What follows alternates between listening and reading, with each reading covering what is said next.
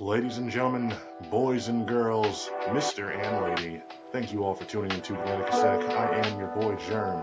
Now, a couple of weeks ago, I told you all about how I was going to be starting a Decline of Young Money series. I started off by talking about Drake, talking about how he had went from being the number one music artist in hip-hop damn near the entire world to being a laughing stock to being the butt of a joke to basically there being a whole song about him being a pedophile basically and how he so far progressed. And not too long ago I gave you all the episode about Nicki Minaj and how she fell off and went from being the most iconic female rapper in history, which she probably still is. I know there's some women who are hot on her heels at the moment, so nobody's eclipsed what Nicki had reached to that point, and how she had gone from that to just being a QAnon adjacent, just fucking Twitter Karen who spends most of her days complaining about conspiracy theories about Rock Nation and Jay-Z and is just trying to suck up to Trump.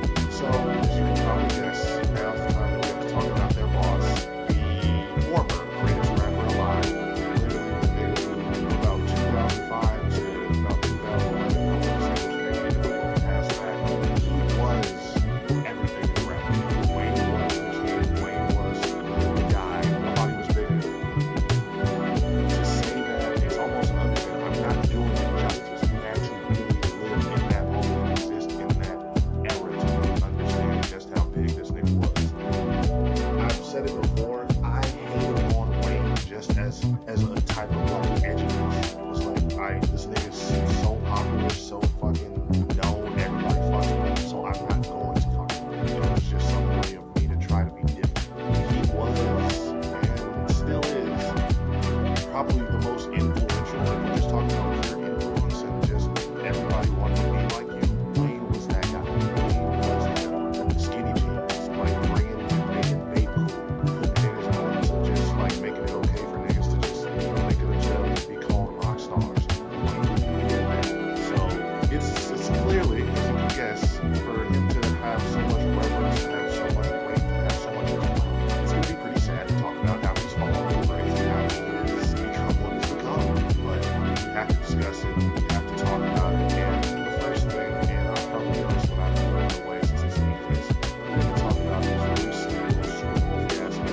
And of course, I'm not talking about it before, I'm talking about just the whole, if you want to call it backlash, or just the response that he had to him not getting that spot. Now, his previous Super Bowl was in New Orleans. It was big. It was going to be like one of those important shows. It was, of course, headlined by Kendrick Lamar. And if you didn't know any better, you would think, okay, that's just it. There was nothing else to it. But a lot of controversy went into it because Wayne had made it clear.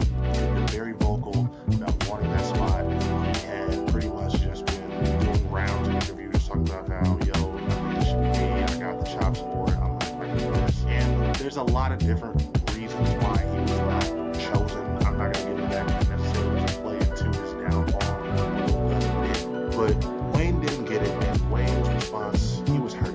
He dropped the whole video talking about how he felt like it was like they just took the joy from him by not giving him that moment. But like he had let himself down by not mentally preparing to not get it. Like he sounded like he was just convinced, that's my spot. I'm doing the Super Bowl. Of course they're going to give it to me. I'm in town. And this is the first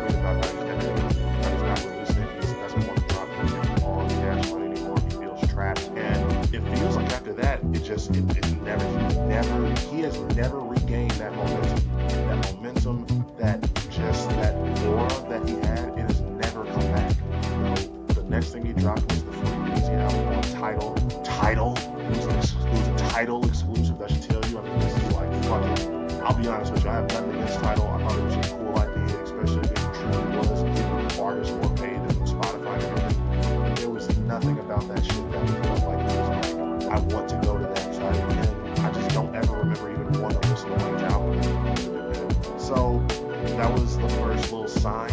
But after that, it took so long for Wayne to really get back into good graces, to really get to a point where he was able to just, like, by the time the Carter 5 dropped, niggas weren't really checking for him.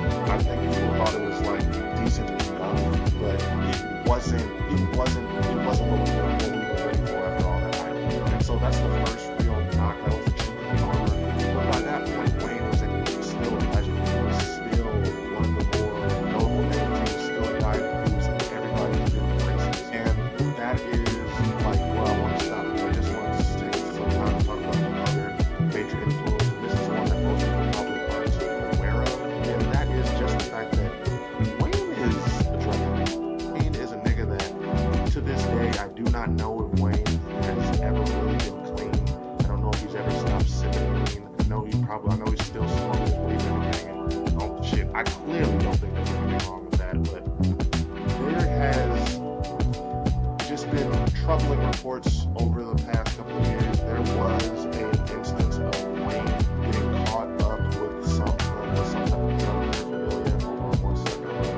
I'll have to search this up. Yeah, it was when drugs were found on his private jet. This was in 2019. They found 45 caliber handgun that was plated in gold, a flip grip, coach bag.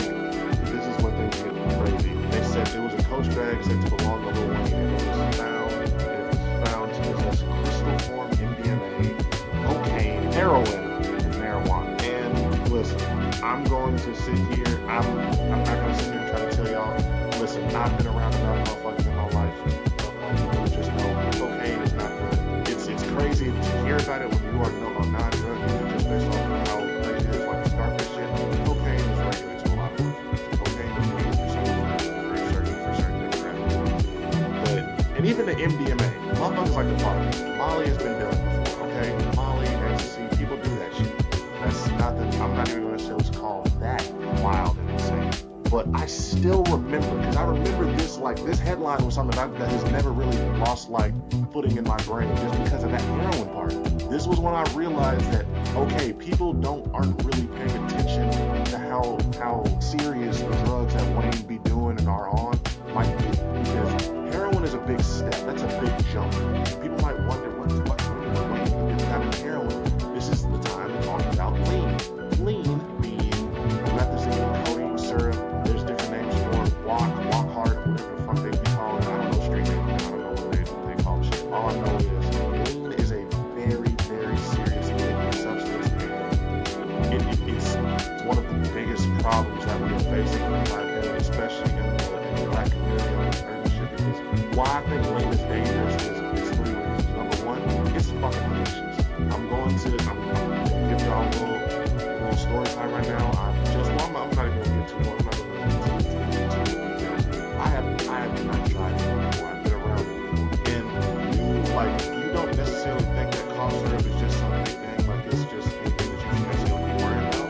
Or at least I know I didn't. I thought, alright, who's doing that? It just sounds like one of those little suburban little things. The whole concoction is diabolical because putting that shit in some Sprite, putting in a Jolly Rancher and creating that sweet concoction, and then just the fact that you drink it and really all it does is just chill you the fuck out and mellow you down to the point where you're just passed out and nodding off. I'm not going to, I can understand how to a motherfucker to anybody that is a creative or anybody that is just stressed out or has a lot of anxiety for whatever reason, that is appealing. But number 2, it's an opiate. And listen, I know we already know we're in an opiate crisis, so I'm going to assume that most of my listeners and viewers know about it. Opiates are some of the worst shit that you can put in your body. It's the worst thing you can develop an addiction to. And the thing about opiates is once you develop that and that's the real issue. That's the real thing that I want people to pay attention to when it comes to that whole story, is that Wayne could, for as all we know, have already moved on past the lean and moved on to heroin. He could be doing shit. Wayne does not look good for his age at all. Niggas are not supposed to age the way that Wayne has, and that is literally a result of all the drugs, all the abuse, and just the poor self-care that he has put himself under. And that is the part that I feel like that more than anything just plays a big part into why Lil Wayne has fallen off. The music, I'll blame on Birdman. I'll blame on his little situation, because momentum as a musician in this game and this artist, as I've started to realize just looking at niggas and just studying their careers, it means everything. The biggest, most important one is your debut, because that sets your impression. Because you set a bad impression, you don't really gain any momentum, you're almost dead in the water from there on out. Motherfuckers have an opinion of you and they're going to stick with it. But somebody like Wayne he had all the momentum and then just got stopped outside of his own control almost. And we see what happened to him then. So that's really what I wanted to talk about when it comes to the downfall of Lil Wayne.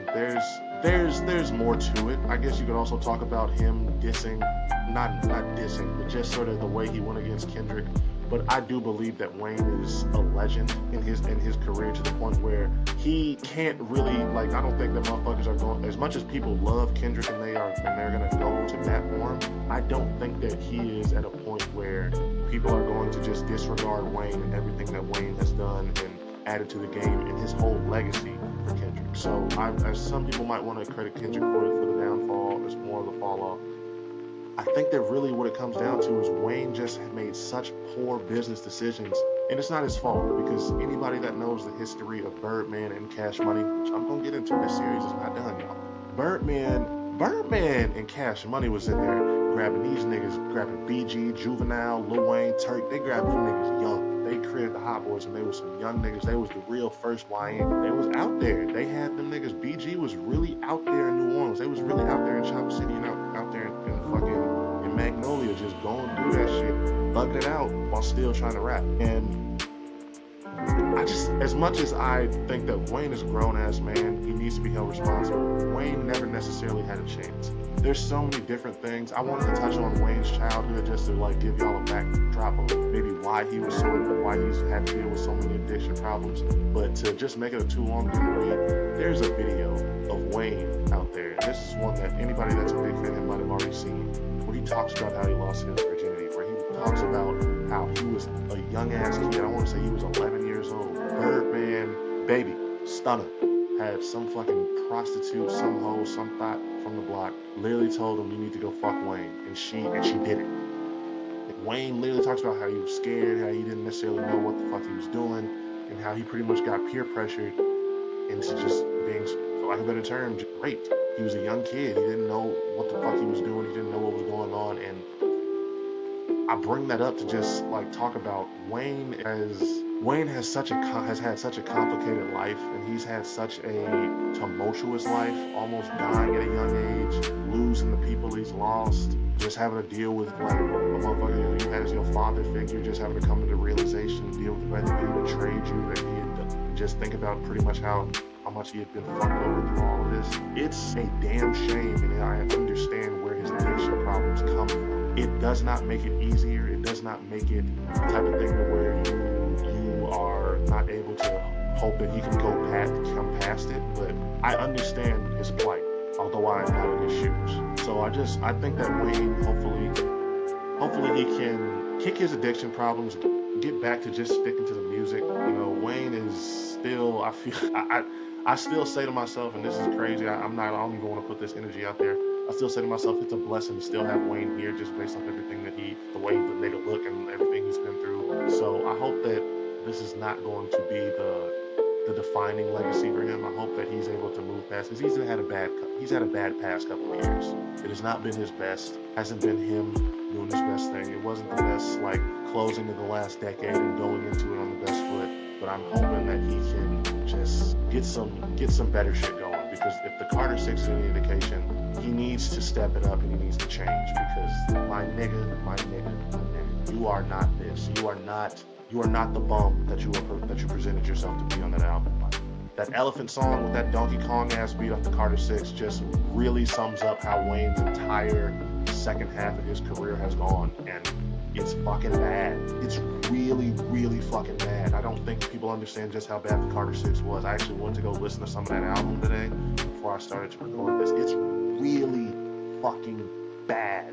But yeah, no, that's all I had to talk about before it comes to Lil Wayne. The fall off has been sad. It's been really, really troubling to see, but he can still come back. He's got a ways to go.